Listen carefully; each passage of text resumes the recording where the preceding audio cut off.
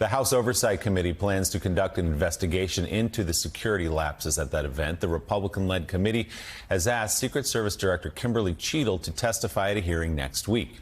Joining us now, Republican Congressman Mike Lawler and Democratic Congressman Richie Torres, both of New York. They recently announced a plan to put forward bipartisan legislation that would enhance Secret Service protection for President Biden, former President Trump, and third-party candidate Robert Kennedy Jr. Gentlemen, good morning. It's good to have you with us this morning. Congressman Torres, I'll start with you here on the set. What exactly would your legislation do to change the way the president is protected, that Donald Trump is protected, and Robert F. Kennedy Jr. is protected?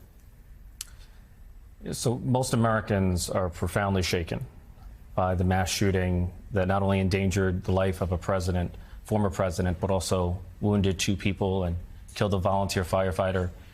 And for us, the attempted assassination of a former president is not a Democratic issue or a Republican issue. It's an American issue. It's an American crisis that requires a unified response from Congress. And so in the spirit of bipartisanship, Congressman Lawler and I have introduced legislation that would enhance Secret Service protection for the president, the former president, and the presidential candidate, Robert F. Kennedy, because as far as we're concerned, there's no price tag too high when it comes to the protection of presidential candidates.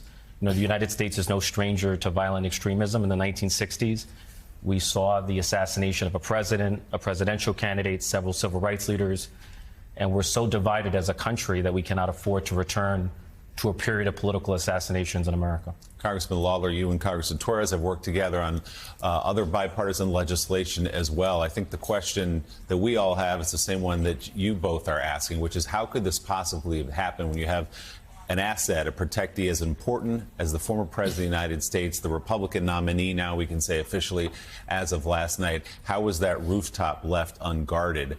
How would this legislation, in your eyes, change that? Well, Willie, but for the grace of God, we'd be having a very different conversation today. I mean, we're talking about a millimeter's difference between Donald Trump being dead and being here to receive the Republican nomination. It's unconscionable that this occurred. Obviously, a lot of questions are outstanding. We're going to have numerous House committee hearings on this. And I know the independent investigation will produce a lot of information. But it is critical that our elections are determined by votes at a ballot box and not by violence at a rally. And that this was allowed to occur really brings that into question, and it undermines our democracy, because to have a presidential candidate, to have a former president potentially assassinated is so destructive. And so what Richie and I are trying to do by getting this bill forward is to make it clear that the United States government, the federal government, the Secret Service, Department of Homeland Security have a responsibility to ensure the safety and well-being of all of these candidates, including RFK Jr., whose family has been subjected to assassination twice.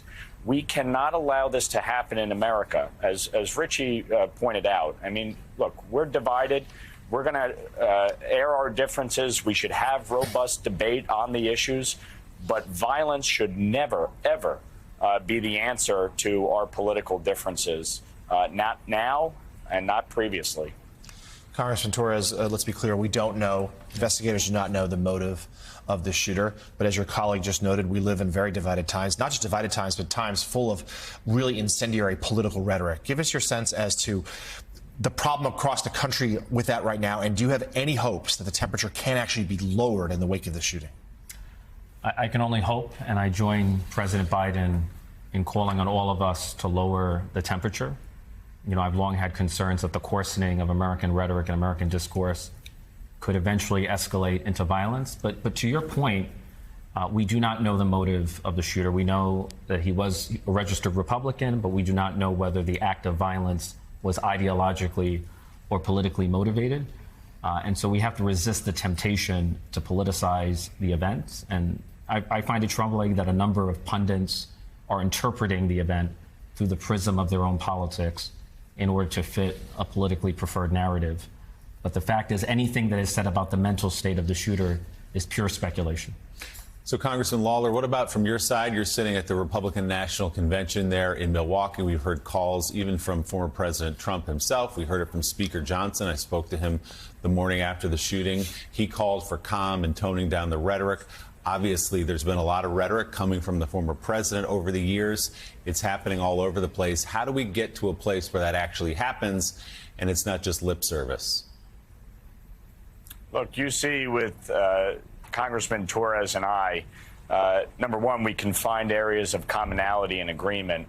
But number two, when we do have disagreement on an issue, you can do so civilly and engage with each other and find area of commonality and agreement. I think all of us, Republicans and Democrats, have a responsibility to advance the dialogue in a way that is not destructive to our country, that doesn't undermine our democracy, that doesn't put our presidential candidates' lives at stake.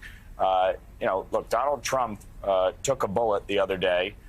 And like I said, but for a millimeter's difference, we'd be having a very different conversation. If that doesn't shock our conscience as a nation, I don't know what will. I think, this election obviously is heated. It is divided. I think one thing I want to make clear, regardless of the outcome, our democracy will endure as it has for 248 years and will continue to because of the American people. Putting all personalities aside, at the end of the day, our differences are far smaller than what unites this country. And we always have to keep that in mind. Yes, politics can be coarse. It can be rough and tumble.